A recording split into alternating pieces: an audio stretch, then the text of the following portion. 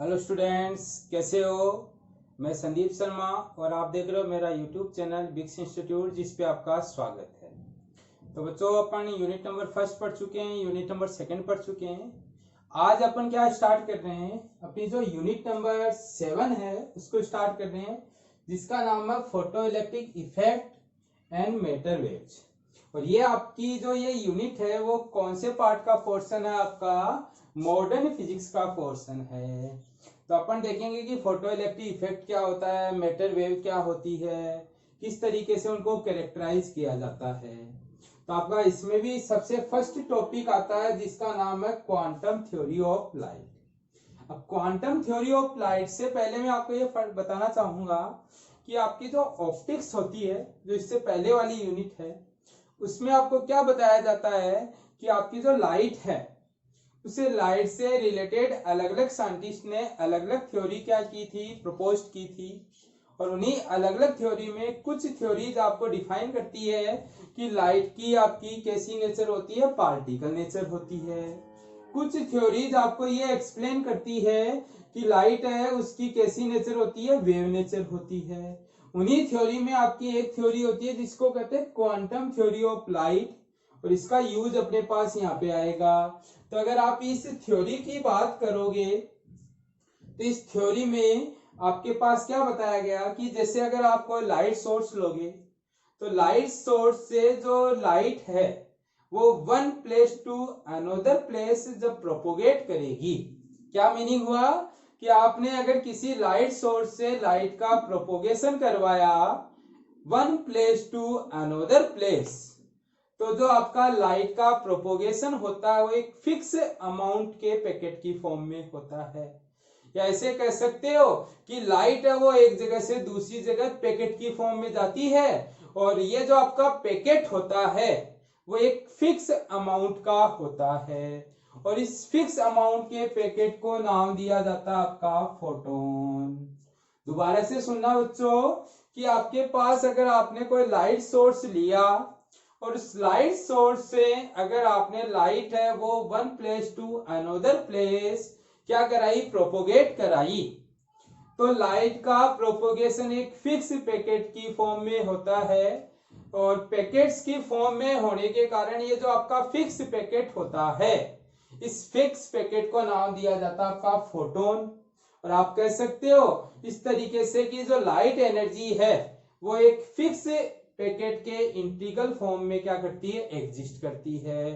तो आपका स्टेटमेंट क्या है कि आपका 1900 में प्लांक्स ने एक थ्योरी आपकी प्रपोज की थी, जिसमें उन्होंने ये बताया कि आपका जो इलेक्ट्रोमैग्नेटिक रेडिएशन होता है, इलेक्ट्रोमैग्नेटिक रेडिएशन क्या होता है कि अपन पढ़ेंगे, लाइट है वो एक ईएम वेव होती है, और ईएम वेव होती है तो अपन लाइट को क्या नाम दे सकते हैं, इलेक्ट्रोमैग्नेटिक रेडिएशन नाम दे सकते हैं आपके पास।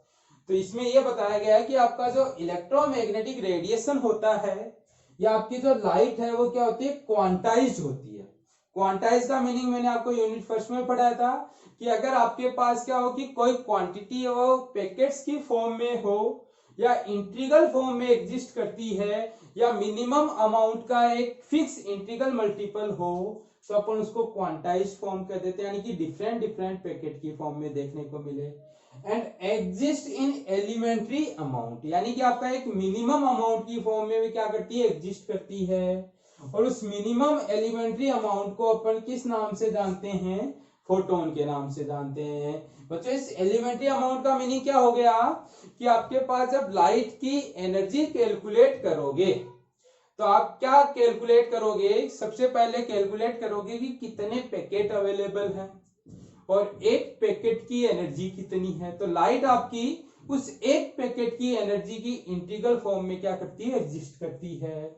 So light energy from any source is always, ये लाइन याद रखना point, an integral multiple of a smaller value called quantum of light. यानी कि आपके पास क्या हो गया कि लाइट हमेशा इंटीग्रल मल्टीपल में होगी किसके, स्मॉलर वैल्यू, जिसको अपन क्वांटम ऑफ लाइट कहते हैं। तो आपको अगर ये पूछ लिया जाए क्वांटम ऑफ लाइट क्या होता है, तो क्वांटम ऑफ लाइट फोटोन होता है। आपको ये पूछ लिया जाए क्वांटम ऑफ चार्ज क्या होता है, तो क्वांटम ऑफ चार्ज के लिए आप बोलोगे इलेक्ट्रॉन होता है, और क्वांटम ऑफ लाइट है उसके लिए आप क्या बोलोगे, फोटोन होता है। अब अगर मैं कोई लाइट एनर्जी है किसी सोर्स से कंसीडर करूं जिसमें n number of photon available हो, तो आप टोटल एनर्जी को लिख सकते हो Q is equal to n into E, जहां आपका Q तो टोटल एनर्जी होगी, n आपका नंबर ऑफ फोटॉन्स होगा जो आपका उस लाइट एनर्जी में एग्जिस्ट करेगा, E आपका क्वांटम ऑफ एनर्जी बोल सकते हो, लाइट बोल सकते हो, जिसको अपन HF या HC बाई लैम्डा लिख सकते हैं, और ये आपकी एनर्जी किस में आएगी, जूल में आएगी। इस HF या HC बाई लैम्डा को कहते हैं एनर्जी ऑफ वन फोटोन, या इसी को अपन क्वांटम ऑफ लाइट वेव भी बोल सकते हैं। तो बच्चों ध्यान रखना, क्वांटम ऑफ लाइट वेव की वैल्यू पूछ ली जाए तो आप HF या HC बाई लैम्डा की हेल्प से कैलकुलेट कर सकते हो। अब बच्चे कहेंगे सर H क्या है, तो H आपका प्लांक कांस्टेंट होता है जिसकी वैल्यू 6.63 इंटू 10 की पावर माइनस 34 होती है, किसमें, जूल इंटू सेकेंड में, यानी जूल में अगर लोगे तो ये वैल्यू लेनी है। और इसी वैल्यू को अगर आप इलेक्ट्रॉन वोल्ट में कन्वर्ट करोगे तो आपको ध्यान रखना है कि अगर जूल को इलेक्ट्रॉन वोल्ट में कन्वर्ट करना है तो आपको डिवाइड करना है 1.6 इंटू 10 की पावर माइनस 19 से, और जूल की वैल्यू को अगर इस वैल्यू से डिवाइड कर दोगे तो वो वैल्यू किस में कन्वर्ट हो जाएगी, इलेक्ट्रॉन वोल्ट में। तो इस वैल्यू को भी अगर आप इससे डिवाइड करोगे तो ये वैल्यू आ जाएगी 4.14 इंटू 10 की power minus 15 electron volt into second. F आपकी फ्रीक्वेंसी ऑफ लाइट होती है, और इस फ्रीक्वेंसी ऑफ लाइट को आपको कुछ बुक में इस तरीके के सिंबल से भी लिखा हुआ मिलेगा जिसको न्यू कहते हैं, कुछ बुक में आपको ये एन से भी रिप्रेजेंट किया हुआ हो सकता है। तीनों का मीनिंग ही क्या होती है, फ्रीक्वेंसी होती है। सी आपकी स्पीड ऑफ लाइट होती है, ये भी किस में होती है, इन वैक्यूम में आपके पास, और लैम्डा आपकी वेवलेंथ ऑफ लाइट होती है। तो बच्चों इस तरीके से आपके पास प्लांक थ्योरी से quantum of light wave calculate करने का फॉर्मूला निकल कर आया HF या HC बाई लैम्डा, जिसपे बेस्ड अपन आगे न्यूमेरिकल भी सॉल्व करेंगे।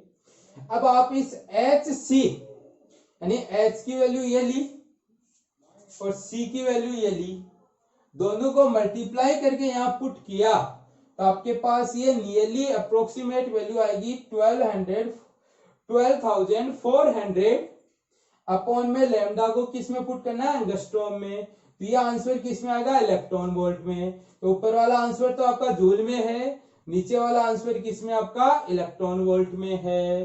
तो बच्चों ये आपकी क्वांटम थ्योरी ऑफ लाइट हुई कि आपका जो लाइट है वो किस फॉर्म में एग्जिस्ट करती है, पैकेट्स की फॉर्म में एग्जिस्ट करती है, और एक जो मिनिमम पैकेट या एक पैकेट होता है उस पैकेट की मिनिमम पैकेट की वैल्यू को अपन क्या कहते हैं, क्वांटम ऑफ लाइट वेव कहते हैं, और उस पैकेट में कितनी एनर्जी अवेलेबल होती है, HF या HC बाई लैम्डा, और ये जो इतनी एनर्जी का पैकेट है इसी को अपन जनरल वे में क्या नाम देंगे, फोटोन का नाम देंगे। तो अगर आपको पूछ लिया जाए फोटोन क्या होता है, तो फोटोन आपका क्वांटम ऑफ लाइट वेव होता है। तो आप यहाँ ये लिख सकते हो क्वांटम ऑफ लाइट वेव, जिसको आप क्या नाम दे सकते हो, फोटोन नाम दे सकते हो।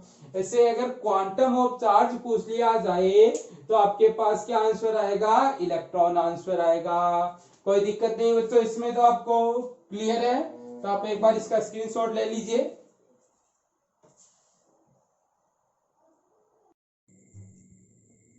अब देखो बच्चों, अपना आता है प्रॉपर्टीज ऑफ फोटॉन्स, यानी कि अपन क्या पढ़ेंगे कि आपका जो फोटोन होता है, यानी इससे पहले अपन क्वांटम थ्योरी पढ़ के आए हैं, और उस क्वांटम थ्योरी में अपन ये देख चुके हैं कि आपके पास जो फोटोन है उस फोटोन को क्या होता है, आपके पास क्वांटम ऑफ लाइट का नाम भी दिया जाता है।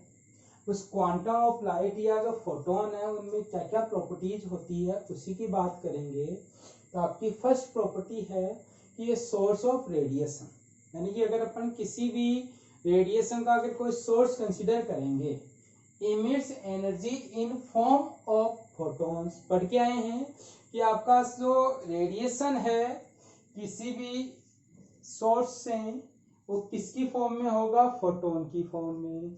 और ये फोटोन स्ट्रेट लाइन में ट्रेवल करेगा किसकी हेल्प से, with the speed of light. तो आपको ध्यान रखना है फोटोन की जो स्पीड है वो किसकी स्पीड के इक्वल होगी, लाइट की स्पीड के इक्वल होगी। अगर वैक्यूम में है तो c के इक्वल होगी और मीडियम में है तो आपका c/n के इक्वल होगी, जहां n मीडियम का रिफ्रैक्टिव इंडेक्स कहलाता है, वो अपन आगे देखेंगे। Photon is not a material particle, यानी कि फोटोन आपका मटेरियल पार्टिकल नहीं होता है। मटेरियल पार्टिकल का मीनिंग ये हो गया कि आपका ये किसी मैटर से बना हुआ नहीं होता आपके पास।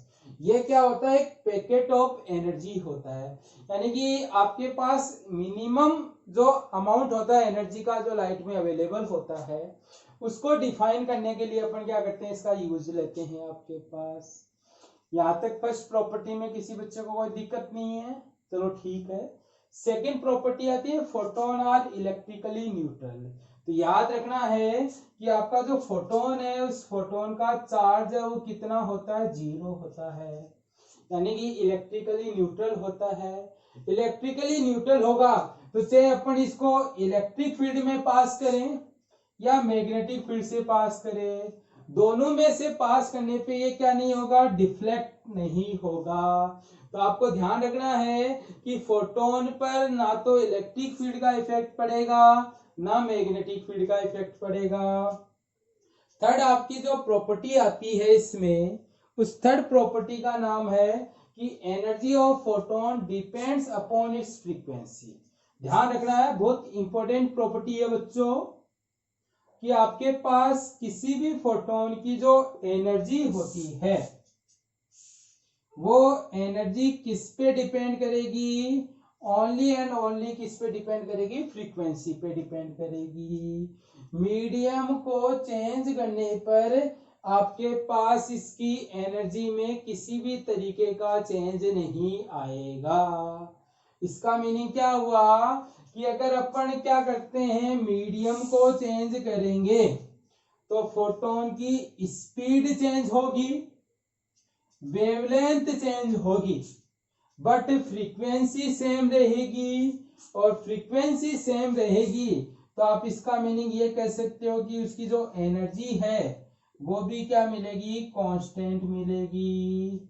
और वो कांस्टेंट एनर्जी कितनी होगी, वो प्लांक ने आपका बताया था कि E डायरेक्टली प्रोपोर्शनल किसके होता है, F के, यानी कि energy of photon directly proportional होता है फ्रीक्वेंसी ऑफ लाइट। यहां से अपन इसको रिमूव करेंगे तो E = HF या hc/λ से निकाल सकते हैं। तो यहां से आपने ये देखा कि सर फोटोन की जो एनर्जी है वो हम किस फॉर्मूले से निकाल सकते हैं, HF या hc/λ से निकाल सकते हैं। इन तीन प्रॉपर्टी में तो किसी भी बच्चे को कोई दिक्कत नहीं है। अब देखो बच्चों, यहीं से आप क्या कर सकते हो, ग्राफ भी ड्रॉ कर सकते हो। अगर मैं एक साइड एनर्जी लूं और एक साइड फ्रीक्वेंसी लूं तो energy of photon directly proportional है फ्रीक्वेंसी के, तो फ्रीक्वेंसी को इंक्रीज करेंगे तो एनर्जी क्या होगी आपकी, इंक्रीज होगी। ऐसे ही अगर अपन वेवलेंथ के साथ इसका ग्राफ ड्रॉ करें तो मैंने एक साइड एनर्जी ली, एक साइड वेवलेंथ ली, तो अगर आप वेवलेंथ बढ़ाओगे तो एनर्जी की वैल्यू क्या होगी आपके पास, डिक्रीज होगी। अब कई बच्चे कहेंगे कि सर यहाँ लैम्डा आ रहा है और मीडियम चेंज करने पे लैम्डा भी चेंज हो रहा है तो आपके पास एनर्जी भी चेंज होनी चाहिए। बच्चों ऐसा नहीं है, क्यों नहीं है ऐसा, क्योंकि बच्चों आप देख रहे हो ऊपर C भी आ रहा है, तो c/λ यानी कि इन दोनों का जो आपका रेशियो है वो तो फिक्स रहेगा आपके पास, और फिक्स रहेगा तो आपका जो एनर्जी है वो चेंज नहीं होगी मीडियम के साथ। कोई दिक्कत नहीं है बच्चों।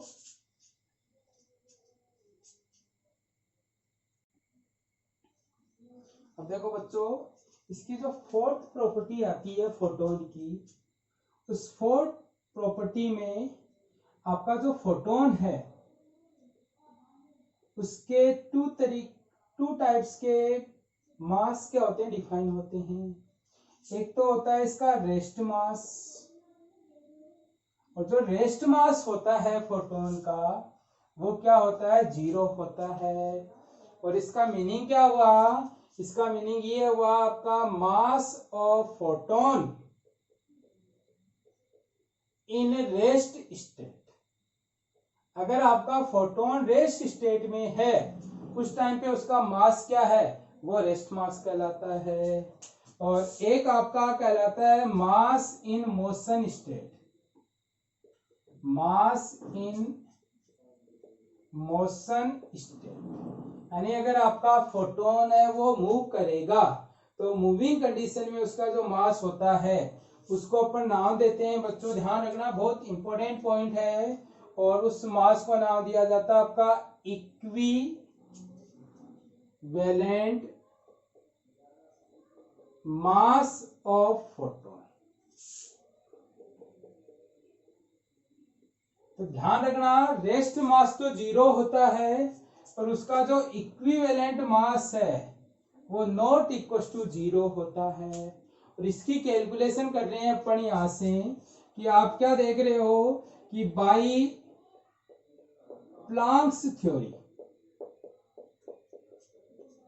और प्लांक्स थ्योरी से आप E इज इक्वल टू क्या पढ़ चुके हो, HF पढ़ चुके हो, या इसी को आप HC बाई लैम्डा भी मेंशन कर सकते हो। ऐसे ही आप कह सकते हो by Einstein energy mass equivalence. और आइंस्टाइन एनर्जी मास इक्विवेलेंस से अगर बात करोगे तो आप E इज इक्वल टू लिख सकते हो mc² के इक्वल आपके पास। यहां से कोई दिक्कत नहीं है बच्चों। तब आपके पास यहां से देखोगे तो यहां से इसका जो m है वो निकल कर आएगा E/c²। और ये जो m है इसी m को अपन क्या नाम दे देते हैं, इसका इक्विवेलेंस मास नाम दे देते हैं। तो बच्चों ध्यान रखना कि आपका रेस्ट मास है वो फोटोन का 0 होता है और इक्विवेलेंस मास है वो E/c² के फॉर्मूले से निकालते हैं। जहां आपके पास E है उसको HF लिख सकते हो, तो HF/c² हो गया आपके पास। कहां से देखो, प्लांक्स थ्योरी से ये लिख सकते हैं। तो बच्चों ये तो हो गया इक्विवेलेंस मास। तो ये तो आपका फोटोन की फर्स्ट ए प्रॉपर्टी मास की बात हो गई है।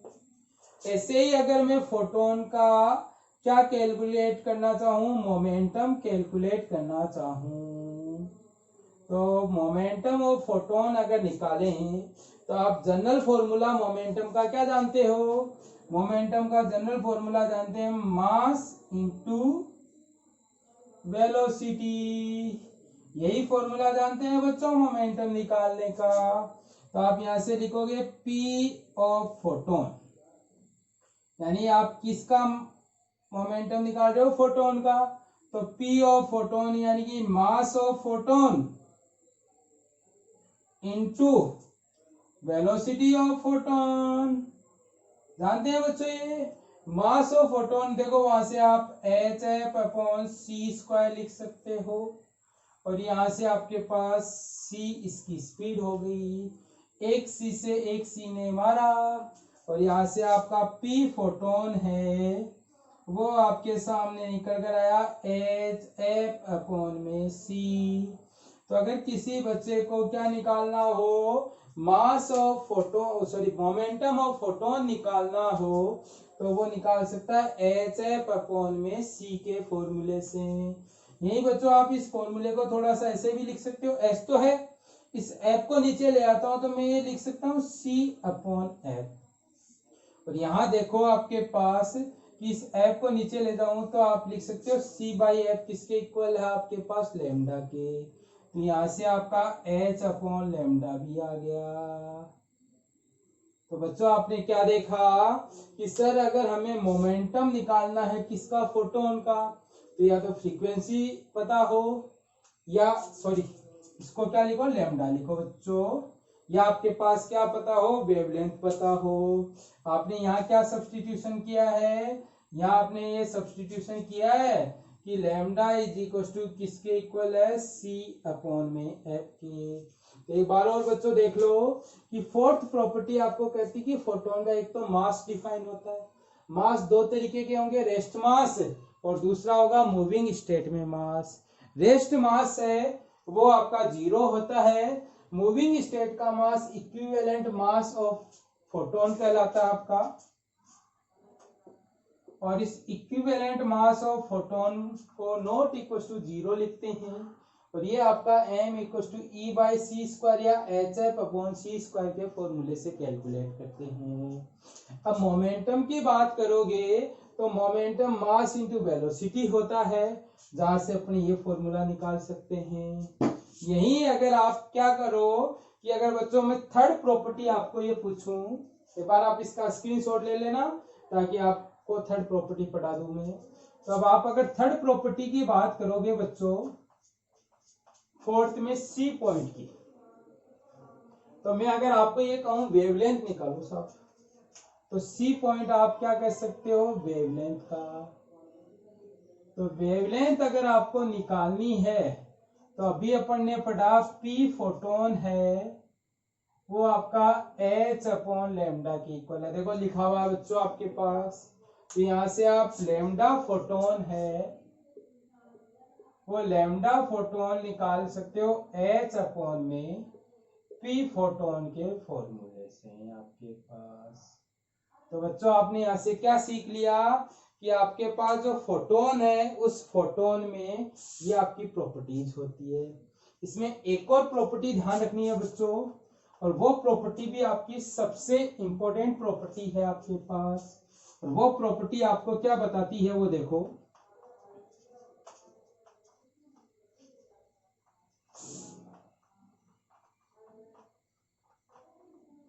देखो आपकी प्रॉपर्टी नंबर है 5th। अगर आप जब भी लाइट की बात करोगे तो लाइट से रिलेटेड आपको दो चीजें मेनली देखने को मिलेगी इस चैप्टर में। एक तो आएगी आपकी इंटेंसिटी और एक आएगी आपके पास फ्रीक्वेंसी।